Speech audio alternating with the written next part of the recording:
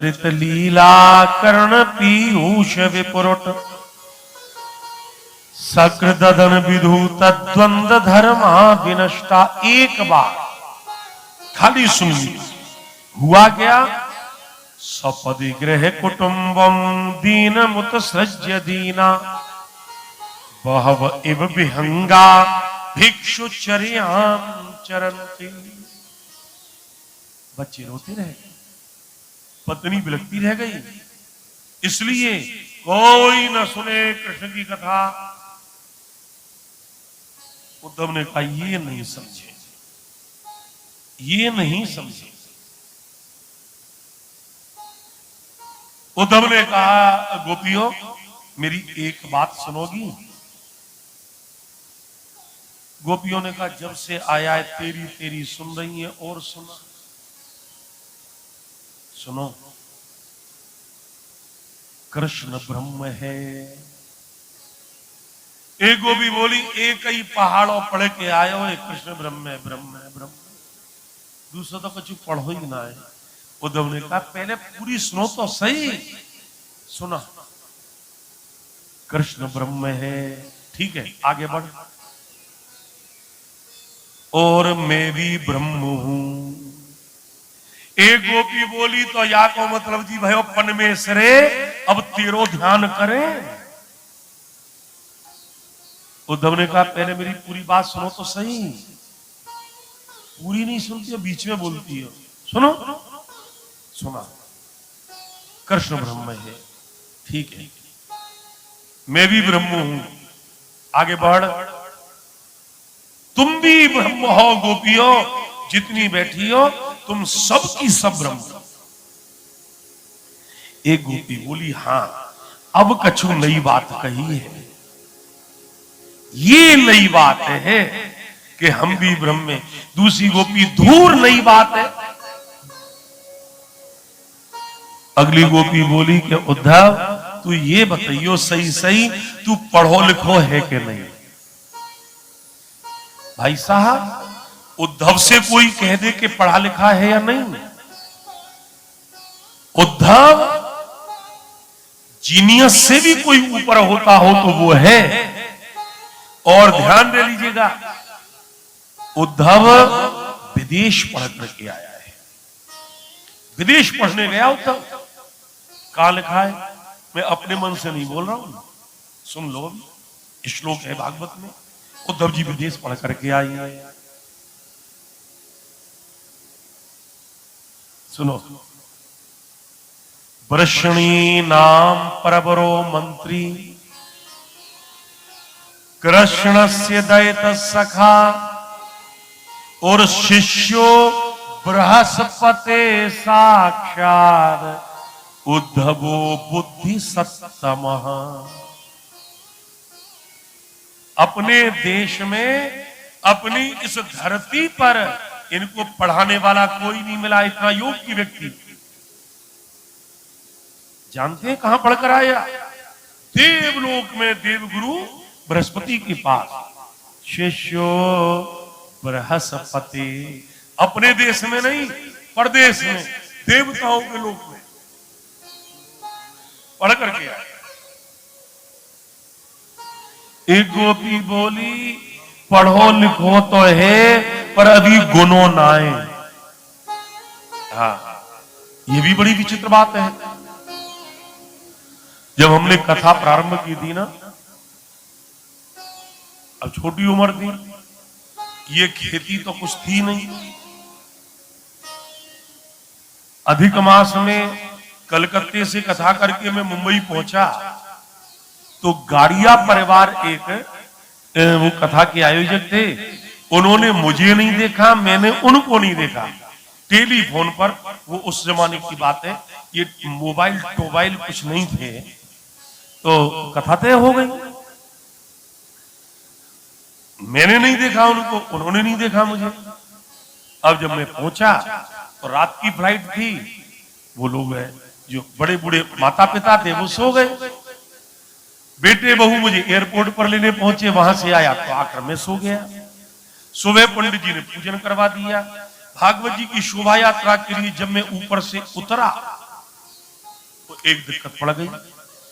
अब जो कथा के आयोजक थे वो मारवाड़ी थे, उन्होंने कहा कि पंडित की तो मूछ दाढ़ी को नहीं। उन्होंने कहा कि इनकी तो मूछ दाढ़ी नहीं है। मैंने माता जी से कहा, माता जी मूछ दाढ़ी थोड़ी कथा करेंगी, कथा तो मुझे करनी है।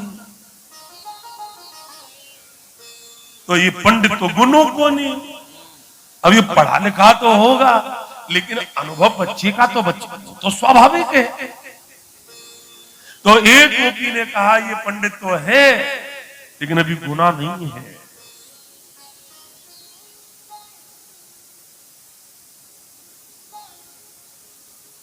उद्धव ने कहा क्यों? बोले तूने कहा कृष्ण ब्रह्म, हाँ। तूने कहा कि तू भी ब्रह्म, बोले बिल्कुल। और तूने कहा कि हम भी ब्रह्म, बोले 16.5 आना सही। बोले पंडित सुन, यदि हम ही ब्रह्म हैं तो संदेशा क्या तू अपने बाप का लेकर आया है हमारे पास? ऊधो सूधो है गए। सुन गोपिन के बोल, ये ज्ञान बजाई डुगडुगी, प्रेम बजायो ढोल। ज्ञान बजाई डुगडुगी, प्रेम बजायो ढोल। आशा महो चरण रेणु, जुषाम श्याम, वृंदावने किमपि गुल्मलत औषधीना। उद्धव एकदम सीधा, भाई साहब हमारे वृंदावन में ज्ञान गुदड़ी है। इसका मतलब जानते हैं? उद्धव जी की ज्ञान की फाड़ फाड़ कर सिले बार बार, फिर फाड़े गोपियां, फिर ये सिले। वो जो चादर लेकर के आए थे ना ओढ़कर, उसकी गुदड़ी बन गई, इसलिए जगह का नाम है ज्ञान गुदड़ी। ऊधो सूधो है। अब क्या कह रहे हैं? उद्धव जी जो सिखा रहे थे अब प्रार्थना कर रहे हैं। क्या कर रहे हैं? हे गोविंद, मेरे जीवन में कोई पुण्य और उसका कोई फल होता है तो मैं एक चीज चाहता हूं। क्या? चरण रेणु जुषाम हम श्याम। इन समस्त गोपियों के चरणों की मैं वंदना करता हूं और एक गोपी के एक चरण के रजकण का एक रजकण, चरण रेणु, केवल एक। किसी ने पूछ दिया उद्धव जी प्रार्थना कर रही हो समस्त गोपियों की और कामना एक रजकण की, ये क्यों? उद्धव ने कहा इतना मेरे पुण्य कहां जो समस्त गोपियों के चरणों की रज मुझे मिलेगी। मैं तो अपने समस्त पुण्य दाब पर लगा दूं तब केवल एक गोपी की एक रजकण की उपलब्धि कदाचित मुझे हो जाए तो मैं बहुत समझूंगा। अच्छा उद्धव जी क्या चाहते हो तुम? वृंदावने किमपि गुल्मलत औषधीना। मैं वृंदावन की रज में लता गुल्म औषधि कुछ बच जाऊं। प्यारे प्रभु प्रेमियों, आज भी हमारे ब्रज में नंदगांव के पास एक जगह है, उसको बोलते हैं उद्धव क्यारी। उद्धव क्यारी उद्धव जी हैं।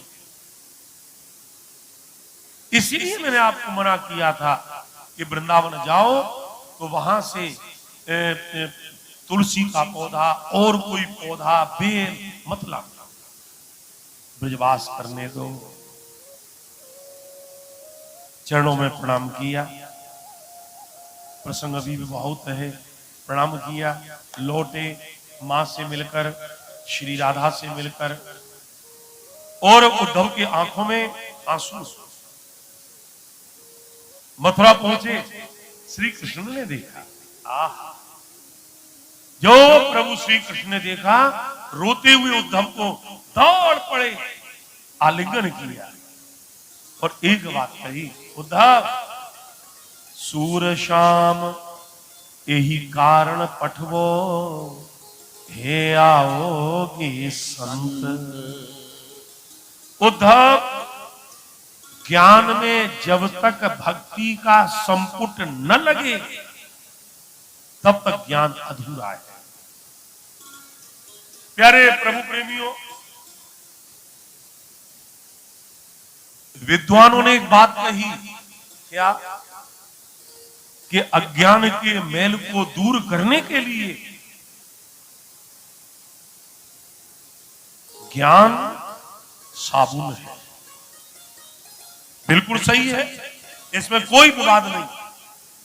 पर आपका अनुभव है, जो आप लोगों ने मुझे सिखाया, मैं उसको बोल रहा हूं। क्या किसी कपड़े पर मैल लगा हो और उसे साबुन लेकर उसके ऊपर लगाया जाए तो क्या वो मैल दूर होगा? ना, नहीं होगा। एक शर्त है जो आपने मुझे सिखाया, क्या? जिस कपड़े पर मैल हो पहले उसे पानी में, जल में डुबो,